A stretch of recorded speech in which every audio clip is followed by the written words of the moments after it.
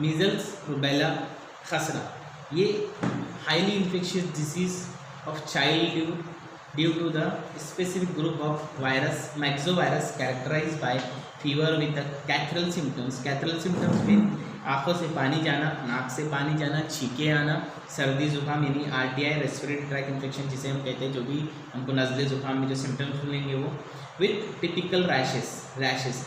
Rubella red spot को कहा जाता है, टिपिकल रैशेस होते हैं, उससे कैरेक्टराइज होता है ये बीमारी। हाईली इन्फेक्शियस होती है। पहली जो बीमारी है वो भी रैश की थी। ये तीसरी जो है मीजल्स, इसमें भी रैशेस डेवलप होते हैं और ये भी एक वायरल इन्फेक्शन है जो कि मैक्सो वायरस के जरिए फैलता है। Agent factor cause by RNA paramyxovirus, RNA type होती है virus paramyxovirus. There is only one the serotype, एक ही सीरोटाइप होती है उसकी।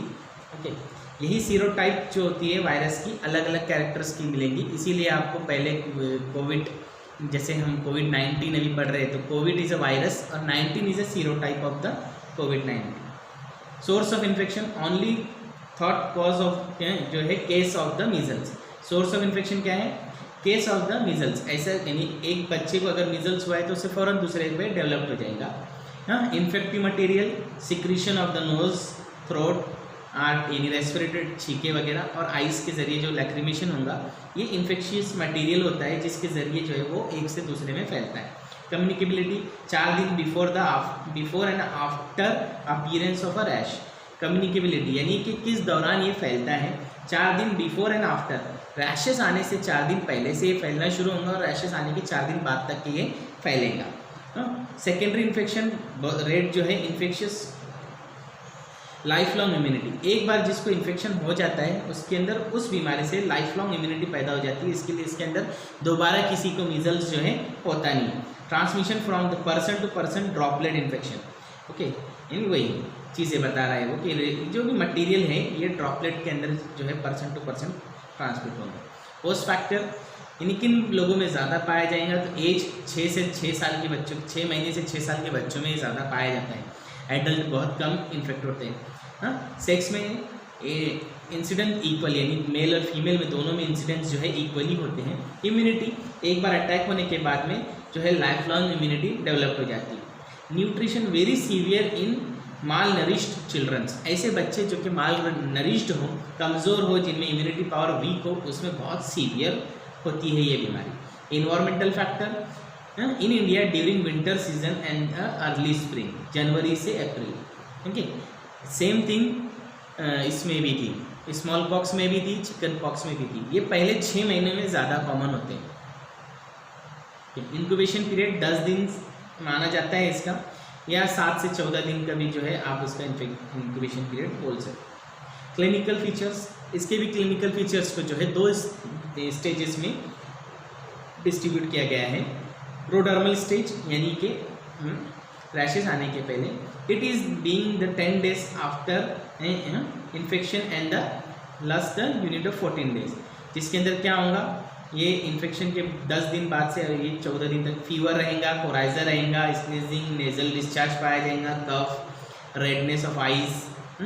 अ डे और 2 days before the appearance of the rash, Koplik spot, table salt crystal appearance. क्या होगा कि जैसी वायरस जिसमें मैं दाखिल होऊंगा 7-8 रोज़ के बाद में सिम्टम्स अपीयर होना शुरू होंगे, जिसमें फीवर, कोराइजर, स्नीजिंग, नेजल डिस्चार्ज वगैरह पाया जाएगा।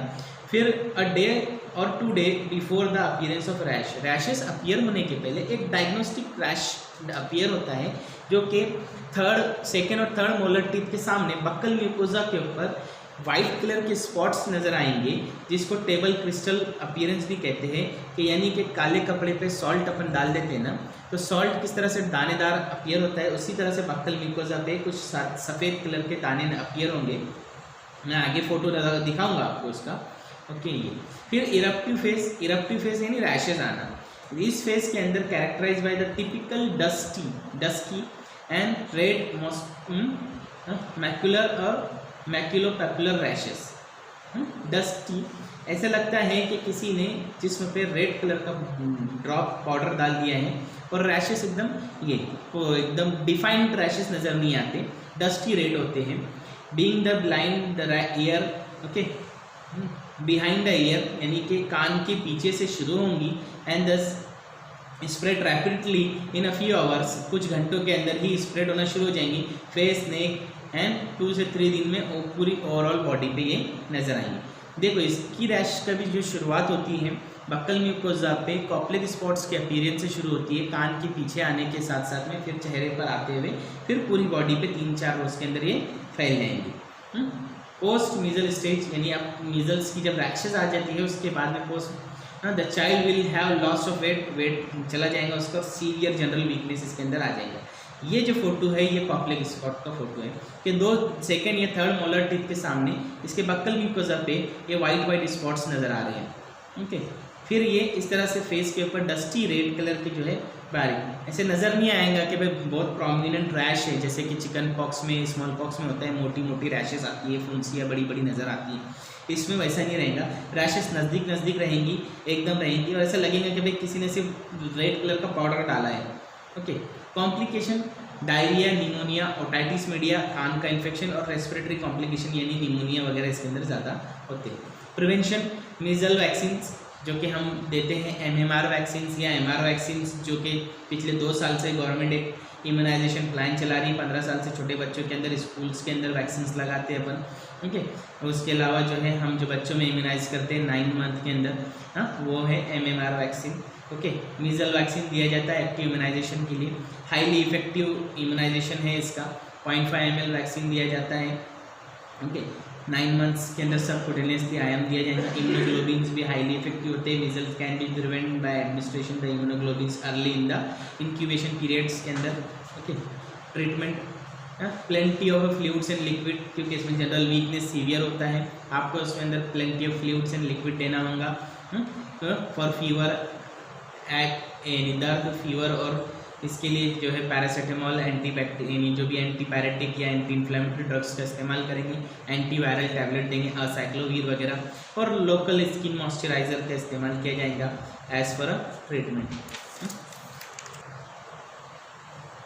मम्स, इल्तिहाब गुद्दे नक्फिया, मम्स ये पैरोटिड ग्लैंड की एक स्वेलिंग होती है।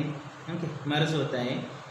Introduction, an acute infectious disease cause by RNA virus, RNA virus के जरिए कॉज होने वाली एक एक्यूट इन्फेक्शियस डिसीज है, classified with the rubulavirus of the family. Rubulavirus family का एक मेंबर होता है, पैरामैक्सोवायरस कहा जाता है जिसे।